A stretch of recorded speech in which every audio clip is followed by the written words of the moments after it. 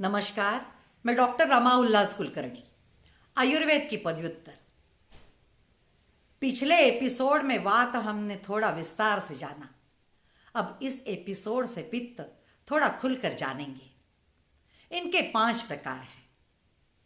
पहला, ये नाभि प्रदेश में रहता है और आमाशय और पक्वाशय इनमें आए हुए खाने में घुल मिलकर उसका पाचन करता है।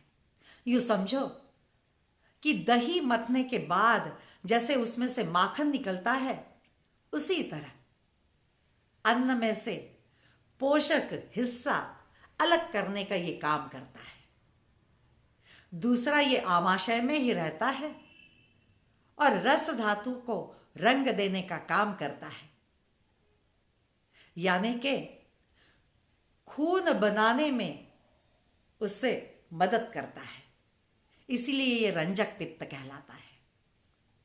तीसरा, ये हृदय में रहता है और बुद्धि को धारण करके उसकी क्षमता बढ़ाता है। अहंकार और उत्साह, इसके साथ मन की इच्छा अनुसार पंच ज्ञानेंद्रियों का विषय यानी शब्द, स्पर्श, रूप, रस, गंध, इनको समझने का साधन बनता है। इसलिए ये साधक पित्त कहलाता है। और चौथा, ये आंखों में रहता है और रूप को निहारता है। इसलिए ये आलोचक पित्त कहलाता है।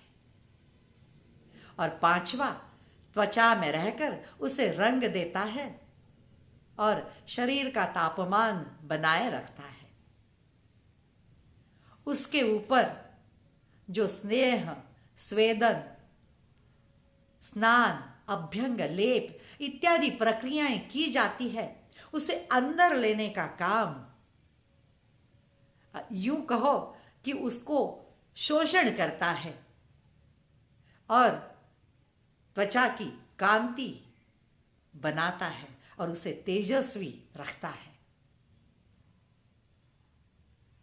पिछले एपिसोड का वात और इस एपिसोड का पित्त जानने के बाद ये पता चलता है कि ये दोनों एक दूसरे से मिलकर प्रकृति की प्राकृतता बनाए रखने का काम करते हैं, न कि प्रकृति को विकृति में बदलते हैं। यदि किसी मनुष्य के अनुचित आहार विहार से ये इनका रास्ता भटक जाए तो उसे सही मकाम पे लाने के लिए ये ज्ञान बड़ा आवश्यक है। तो बस जुड़े रहिए कुलकर्णी हॉस्पिटल, अकोले, अहिल्यानगर, महाराष्ट्र से। उसे सब्सक्राइब करें और वही शांति से सुनिए। जरूर जरूर जरूर समझ में आएगा और फिर उसे औरों को भी शेयर करें ताकि वे भी समझे आयुष्य का वेद। तब तक के लिए धन्यवाद।